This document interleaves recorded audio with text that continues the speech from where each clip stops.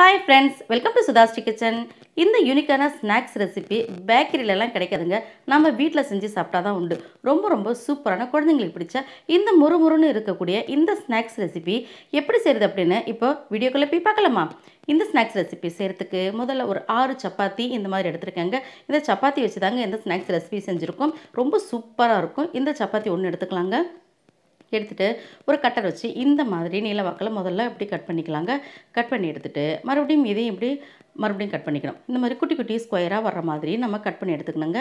இப்போ நம்ம கட் பண்ணதெல்லாம் இந்த மாதிரி குட்டி குட்டி துண்டுகளாக இருந்தால் ரொம்ப நல்லாயிருக்கும். இந்த மாதிரி எல்லாத்தையும் கட் பண்ணி எடுத்துகிட்டு வந்திருக்கோம் நம்ம.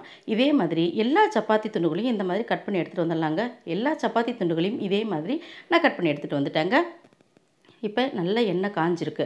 இப்போ இது மேலே ஒரு சலடை வச்சுக்கலாம். வச்சுட்டு இப்போது நம்ம குட்டி குட்டியாக கட் பண்ணி வச்சுருக்கிற இந்த சப்பாத்தி துண்டுகள் எல்லாத்தையும் இதில் சேர்த்துடலாங்க. சேர்த்துட்டு நல்லா இதை நல்லா நம்ம முறுமுறுன்னு வர்ற அளவுக்கு இதை நல்லா பொரிச்சு எடுத்துக்கணுங்க.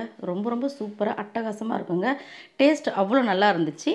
இப்போது நம்ம இந்தளவுக்கு கலர் மாறணும். நல்லா கலர் மாறுற அளவுக்கு வர்ற வரைக்கும் நம்ம இதை நல்லா இப்படி பொரிச்சு எடுத்துக்கணும். இப்போ நம்ம தேவைப்பட்டுச்சுன்னா நம்ம பொரிஞ்சிடுச்சுன்னா இந்த மாதிரி டக்குன்னு எடுத்துடலாம். நம்ம அப்படியே போட்டோம்னா நம்மளால் எடுக்க லேட் ஆகும். கலர் மாறி வரும். இது மாதிரி இருந்துச்சுன்னா ஒரே மாதிரி இருக்கும் எல்லா கலர் சப்பாத்திகள் துண்டுகளும். இப்போ இது எல்லாத்தையும் நம்ம ஒரு பவுலில் சேர்த்துக்கலாம். இப்போ நான் இதை 3 பேட்சை நான் பொரிச்சு எடுத்தாங்க. இப்போ 3 பேட்சையும் இதில் சேர்த்துட்டேன். அடுத்தது நிலக்கடலை பருப்பு இதை ஒரு அரைக்கப் எடுத்து தோலெல்லாம் உரிச்சு வச்சுருக்கேங்க.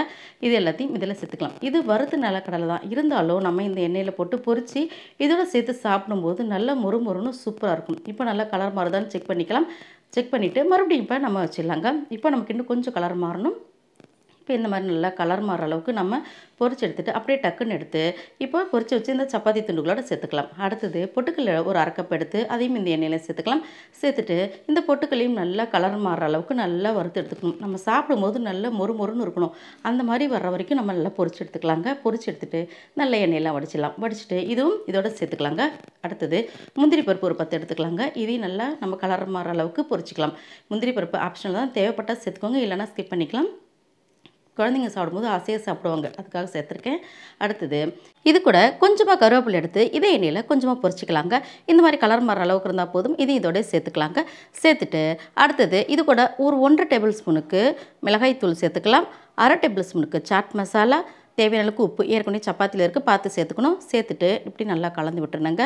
இந்த மாதிரி கலந்து விட்டாலே போதும், நமக்கு ரொம்ப சூப்பராக நமக்கு யூனிக்கான ஸ்நாக்ஸ் ரெசிபி ரெடி ஆகிடும். இந்த மாதிரி குலுக்கி விட்டால் எல்லா பக்கமும் ஒரே மாதிரி ஈவனாக நம்ம கலந்துரும். அட்டகாசமான நம்மளுடைய யூனிக்கான ஸ்நாக்ஸ் ரெசிபி ரெடி. உங்களுக்கு இந்த ஸ்நாக்ஸ் ரெசிபி பிடிச்சிருந்துச்சுன்னா சுதாஸ்ரீ கிச்சனுக்கு சப்ஸ்கிரைப் பண்ணுங்கள், ஃப்ரெண்ட்ஸ் அண்ட் ரிலேட்டிவ்க்கு ஷேர் பண்ணுங்கள், லைக் பண்ணுங்கள், கமெண்ட் பண்ணுங்கள். ஆரோக்கியமானதையே சமைப்போம், ஆனந்தமாக இருப்போம். தேங்க்யூ.